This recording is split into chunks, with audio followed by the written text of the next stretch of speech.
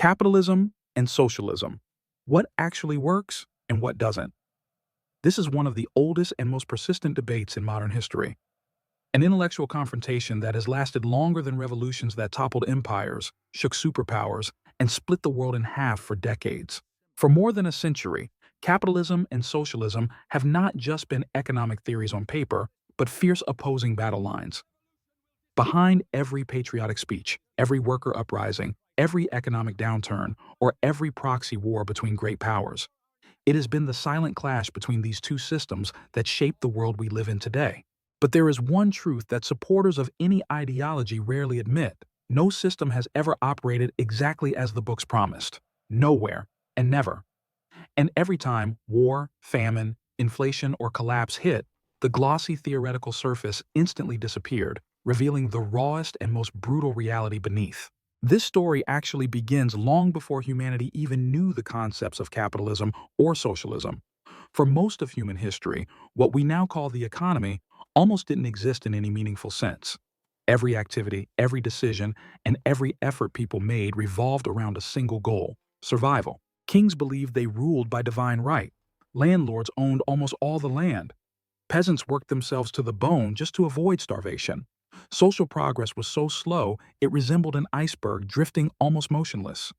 For thousands of years, human life ran like a game where one person's victory always meant another's loss.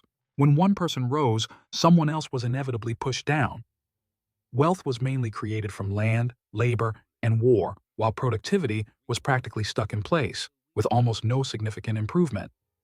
At that time, the idea that an ordinary person could become rich through trade or invention was considered completely delusional. Then the Industrial Revolution appeared, and it shattered every old standard, opening up a completely new world.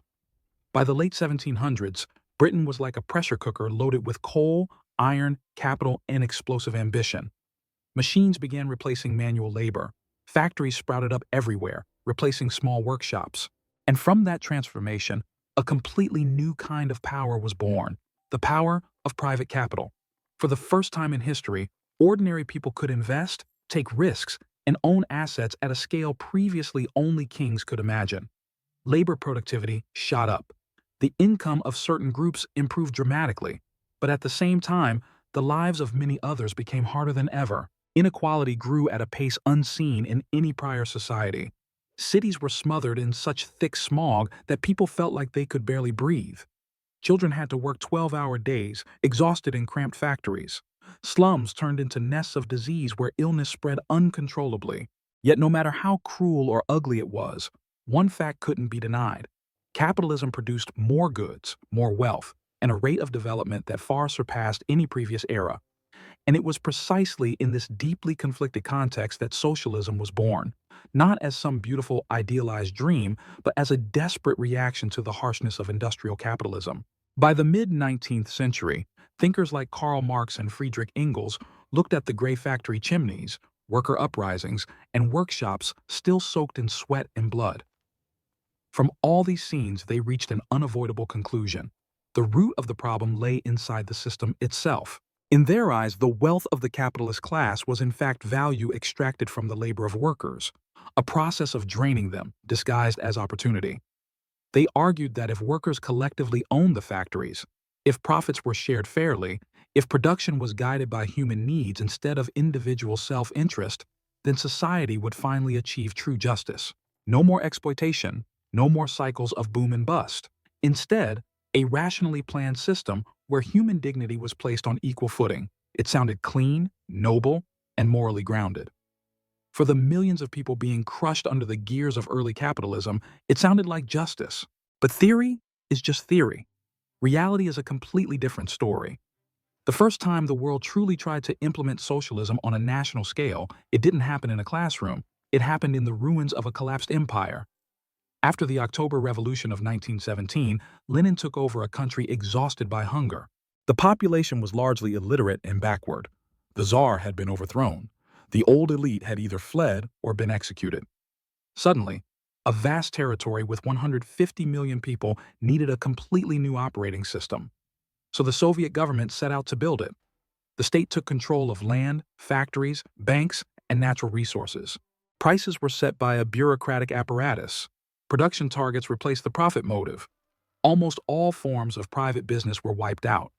In theory, this system was supposed to create perfect equality and maximum efficiency, but in practice, it produced chaos. Without market prices, planners had no real sense of what people needed or how much. With no competition, factories had no reason to innovate or improve. Without personal rewards, workers had little reason to exert effort beyond the bare minimum. Shortages became daily life. Endless lines became part of the culture. Agriculture, once the backbone of the Russian economy, collapsed, leading to devastating famines. In the end, Lenin was forced to step back, allowing a small amount of private trade just to keep the country alive. Yet something strange happened. Despite such obvious failures, socialism still retained its appeal, because at that time, capitalism didn't look much better.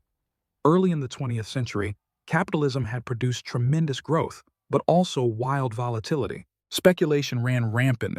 Corporations monopolized industries. The rich lived like modern royalty, while millions of others struggled daily just to survive. The system was brilliant at creating wealth, but terrible at distributing it. This imbalance exploded in 1929 when the U.S. stock market crashed, marking capitalism's greatest catastrophe. The Great Depression wasn't just a normal recession. It was like a heart attack for the global economy. Banks failed en masse. Unemployment soared to 25%. Many countries saw their financial systems nearly wiped out. To millions watching, capitalism didn't just have problems. It looked like it was on the brink of death. So by the 1930s, the world was forced to confront a difficult truth. No system worked the way it had promised. Socialism spoke of equality, but led to scarcity. Capitalism promised prosperity, but produced collapse. Then a moment arrived that changed everything: World War II. The war forced every major economy on Earth to stress test its system under maximum pressure. The Soviet Union, despite massive inefficiencies, mobilized its entire population with terrifying speed and discipline. Centralized control allowed the state to channel all resources into the country's survival. Meanwhile, capitalist countries like the United States turned themselves into gigantic industrial machines, proving the power of private innovation when combined with national-level coordination. When the war ended, the scoreboard between nations was no longer based on ideology, but on GDP, infrastructure, growth rates, and living standards. From 1945 to 1991, the entire world became a giant laboratory. On one side was the Soviet bloc with centralized planning, state control of nearly everything, and suppressed markets.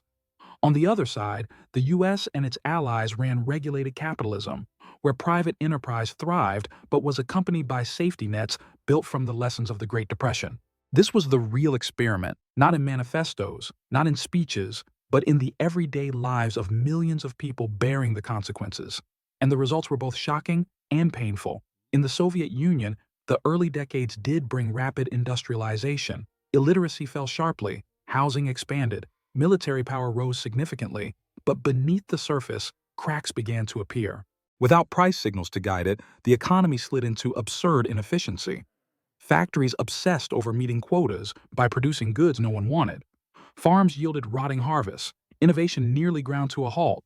By the 1970s, the Soviet Union was decades behind in consumer technology. This was a country that could put rockets into space, but couldn't produce a decent refrigerator. Meanwhile, capitalism continued to adapt and evolve. After the Great Depression, governments introduced regulations, deposit insurance, antitrust laws, social safety nets, public healthcare systems, and unemployment benefits. Capitalism didn't become fairer, but it became survivable. It learned from its own mistakes, and that capacity to adapt became its ultimate weapon. By the 1980s, the gap between the two models was undeniable. Western living standards surged while the Soviet economy stagnated. The Cold War wasn't decided by ideology, but by real-world performance. When the Berlin Wall fell in 1989, the debate seemed settled. The Soviet Union wasn't defeated by bombs or invasion. It was brought down by empty shelves, rotten incentives, and an economy that could no longer function. A system created to eliminate inequality ended up producing a new elite class of party leaders, officials, and insiders, while ordinary people stood in line for bread. A system meant to rise above the chaos of markets collapsed under the weight of its own rigid planning apparatus. When the numbers were finally revealed, they showed an undeniable truth. Western economies were simply more efficient, more innovative, and more flexible. But capitalism's victory didn't last long, because even though the Cold War ended, the system's inner contradictions remained. By the 1990s and 2000s, capitalism evolved into something even 19th century economists could hardly have imagined. Finance exploded. Global supply chains stretched across continents. Credit flowed like water. Inequality surged again, this time on a scale reminiscent of America's Gilded Age. Corporations became transnational power centers. Entire economies became dependent on debt, speculation, and asset bubbles. The 2008 financial crisis hit like déjà vu, a reminder that capitalism's instability had never truly disappeared. It had only returned in a new form. Meanwhile, socialism resurfaced, not in the form of the old Soviet model, but as a softer, more nostalgic version. Calls for taxing the rich, national health care, free education, stronger unions, and reducing economic inequality reappeared in many countries. Younger generations, weighed down by housing costs and stagnant wages, began to ask whether capitalism serves anyone besides the wealthy. The debate was reborn, but this time with a completely different tone. Almost no one now wants a purely capitalist or purely socialist model. History has made the trade-offs of both systems painfully clear. Look at modern Scandinavia, often mislabeled as socialist. These countries have free markets, private businesses, and global corporations, but also high taxes, strong social safety nets, and powerful unions. It's a form of capitalism with guardrails, a mixed economy designed to reduce inequality while preserving the drive to innovate. Now look at the United States, a capitalist superpower with extraordinary capacity for innovation, deep financial markets, and immense global influence. Yet alongside that lies massive wealth inequality, decaying infrastructure, unaffordable healthcare, and a shrinking middle class. Then, look at China, perhaps the most interesting case of all. This is the largest authoritarian capitalist economy in the world. Beijing calls its model socialism with Chinese characteristics, but in reality, it looks more like state-directed capitalism, where private enterprises drive growth, but the government controls strategic sectors and allows the market to function only when it aligns with national goals. Even China, however, faces familiar contradictions: debt-fueled growth, real estate bubbles, an aging population, and stagnating productivity. Seen from above, the truth becomes shockingly simple. Every major economy today is a hybrid, a combination of markets and state power, incentives and protections, freedom and control. Not because ideologies failed, but because reality forced humans to compromise. When these systems collide with human nature, ambition, greed, fear, laziness, creativity, no theory runs smoothly. And that's the hard lesson. Economic systems don't shape people nearly as much as people shape economic systems. Human nature doesn't disappear in socialism or capitalism, it just expresses itself differently. In pure capitalism, greed can become the engine of innovation until it turns into exploitation. In pure socialism, equality can build solidarity until it turns into oppression. In a market economy, power concentrates around wealth. In a planned economy, power concentrates in the political apparatus. The systems differ, but human tendencies stay the same. The propaganda is different, but the flaws are familiar. So the real question isn't which system is better, but which system has the most effective mechanisms to restrain power, correct itself when needed, and reward useful behavior. And history has proven one thing very clearly: the system that can adapt is the system that survives. Capitalism has endured thanks to its ability to reinvent itself, from laissez-faire to the New Deal, then to global finance and the tech age. Socialism, meanwhile, collapsed wherever it refused to change, like in the Soviet Union, Maoist China, or North Korea. But socialism thrived where it blended with markets. For example, in Scandinavia, in post-1978 China, despite its authoritarianism, and in parts of Western Europe. Vietnam is another compelling example.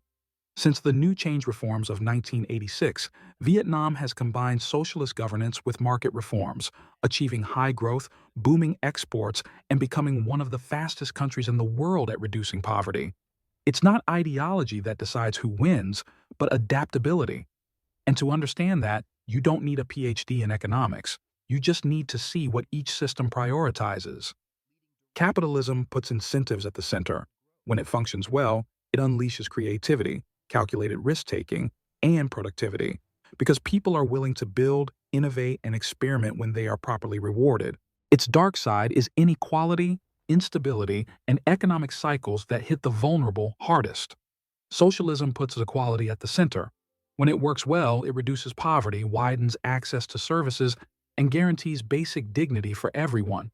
But without incentives, productivity stagnates. Without markets, information gets distorted. Without transparent institutions, corruption quietly spreads. Both systems have strengths and both have their own failures. Both carry historical scars. The modern world you and I live in is built directly on those scars.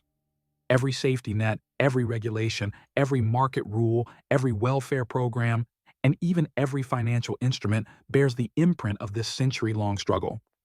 The mixed economies we have today are not proof that one system won, but proof that no system can survive alone. And here is the turning point many people miss. The debate is changing yet again. The challenges of the 21st century, disruption from artificial intelligence, demographic decline, climate risk, energy transitions, and global debt burdens, don't care about ideology. They expose the weaknesses of both models. Market capitalism struggles with long-term planning and social cohesion. Socialist-style planned economies struggle with flexibility and innovation.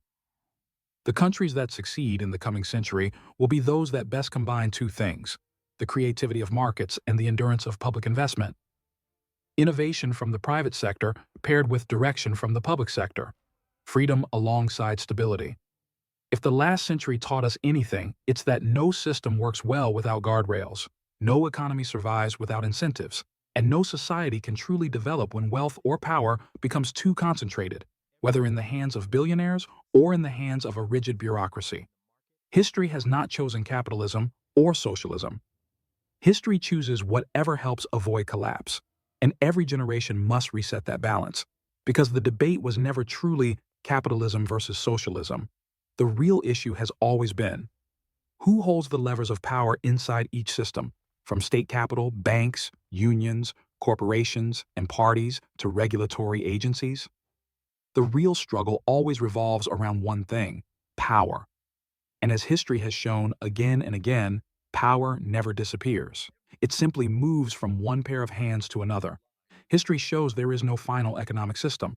Every generation must rebuild, adjust, and rethink the balance between market and state. As new technologies emerge, new risks appear, and new power structures rise, the societies that thrive will be those willing to adapt faster than the challenges they face.